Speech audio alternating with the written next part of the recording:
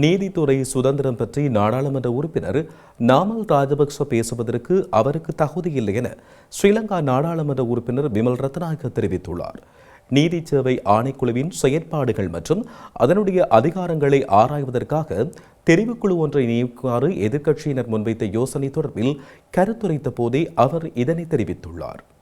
பொதுஜன பிரமுனவின் ஆட்சியில் முன்னாள் பிரதம நீதியரசர் ஷிராணி பண்டாரநாயக்கவை எவ்வாறு பதவி நீக்கினார்கள் என்பதை முழு நாடும் அறியும் என்றும் உண்மையில் இவர்கள் வெட்கப்பட வேண்டும் எனவும் நாடாளுமன்ற உறுப்பினர் விமல் ரத்நாயக்க தெரிவித்துள்ளார். நீதிமன்றத்தில் வழக்கு விசாரணைக்கு உள்ளாகியுள்ளவர்கள் லஞ்ச ஊழல் ஆணைக்குழுவால் விசாரணைக்கு உட்படுத்தப்பட்டுள்ளவர்கள்தான் என்று நீதிமன்றத்தை விமர்சிப்பதாகவும் இலங்கை தமிழரசுக் கட்சியோ அல்லது முஸ்லிம் காங்கிரஸோ நீதிமன்றத்தை விமர்சிப்பதே இல்லை என்றும் சபை முதல்வரும் அமைச்சருமான விமல் ரத்நாயக்க தெரிவித்தார். நீதிச்சேவை ஆணைக்குழுவின் செயற்பாடு மற்றும் அதன் அதிகாரங்களை ஆராய்வதற்காக நாடாளுமன்ற தெரிவுக்குழு ஒன்றை நியமிக்குமாறு எதிர்க்கட்சியினர் முன்வைத்த யோசனைக்கு சபாநாயகர் சட்ட ஏற்பாடுகள், நீதிமன்ற தீர்ப்புகள் மற்றும் மரபுகளூடாக விரிவாக விளக்கம் அளித்துள்ளதாகவும் தெரிவிக்கப்பட்டுள்ளது. நாட்டின் முத்துறைகளான சட்டத்துறை, நீதித்துறை, நிர்வாகத்துறை ஆகிய துறைகள் ஒன்றுடன் ஒன்று இணக்கமாக செயற்பட வேண்டும். இருப்பினும் ஒரு துறைக்குள் பெரிதொரு துறை தலையிடக்கூடாது என்று குறிப்பிடப்பட்டுள்ளதாகவும் கடந்த காலங்களில் நாட்டில் வலுவேறாக்க கொள்கை முறையாக செயற்படுத்தப்படவில்லை என்றும் நிறைவேற்றுத்துறை